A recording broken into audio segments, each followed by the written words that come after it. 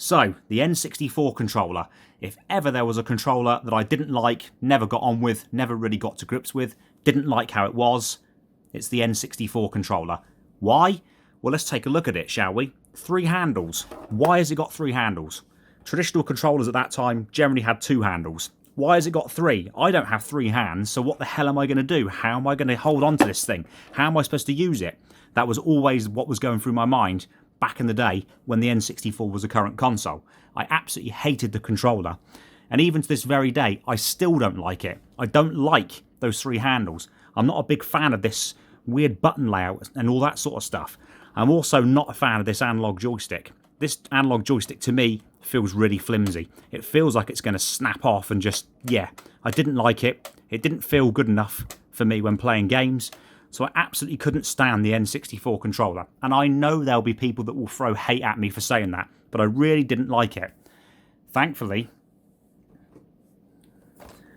today we have an alternative. This is the Brawler 64 gamepad. So yeah, hopefully this controller, given that it's more like a standard game controller with 2 handles, I'll stop talking about the handles, honestly. Hopefully this will make the N64 gaming experience better for me. And maybe for some of you guys out there who were never a big fan of the N64 controller. Because I think the machine itself was pretty decent and there were some good games. But I didn't like playing those games because of the controller. So, let's open this bad boy up and let's have a look. And I'll let you know if I think the Brawler 64 is a good controller and a good alternative to the original N64 control pad. So this is the first time that I've opened this up. All I did was just lift the flap up to make life a little bit easier for myself. So let's just slide this this out. And there you go. Push that thing off to one side. I don't really care about it too much anymore. And here is the Brawler 64 pad. Now I went for this translucent red one because I quite like the look of it. This is going to be really noisy, isn't it? Pop that out of its tray. Throw the tray away. Yeah, I actually like the feel of this. This doesn't feel too bad in the hands. Analog stick, maybe a little bit loose. I'd prefer it to have been a little bit tighter perhaps, but, you know, not disastrous by any means. Directional pad feels, well, like a directional pad.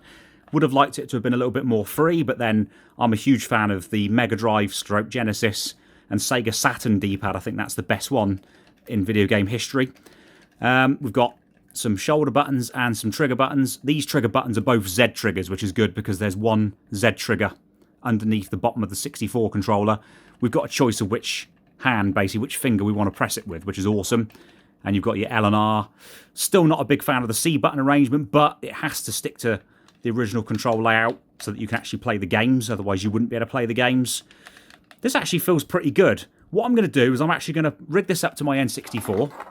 It's got a standard N64 connector, which looks really cool. I like that. I like the translucent red. It looks a bit pink, to be honest, in the light I'm looking at the moment. And I'll give this a go. Play some games. Might play Mario 64. Not sure. I'm not a huge fan of that game.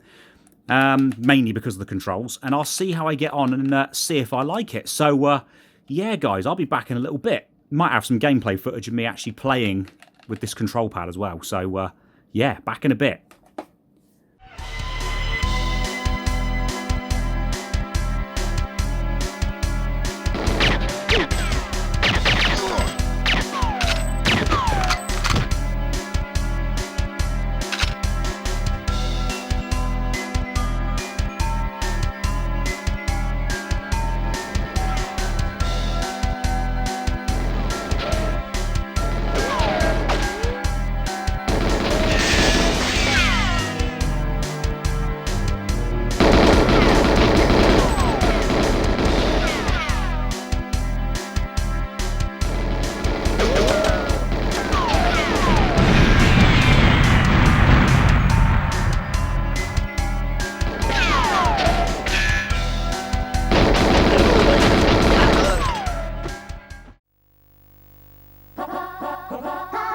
Let's go!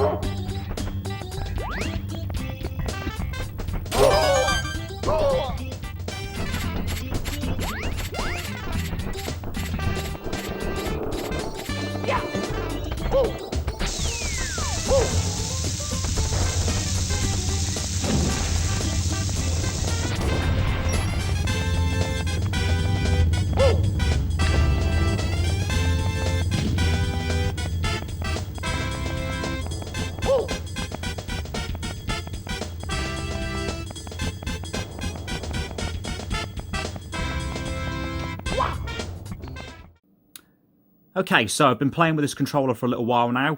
Played some GoldenEye, played some Mario 64. And yeah, my final verdict is it's a very, very good replacement for the original N64 controller. I like it. I like how it feels in the hands. The analog stick is decent.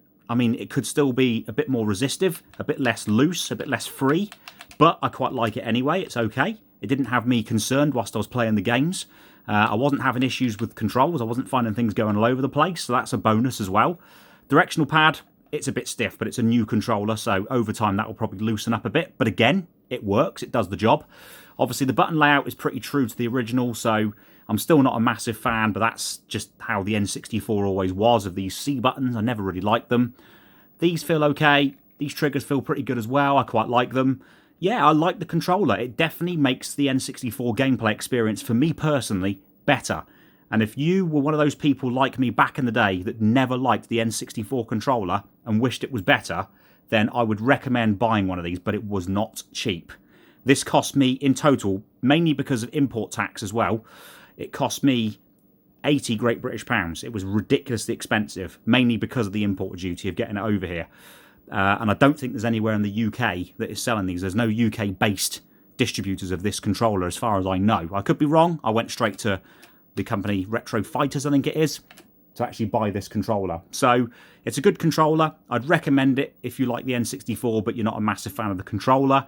It definitely improves on the experience of playing the games. Thanks for watching, and I'll catch you again soon.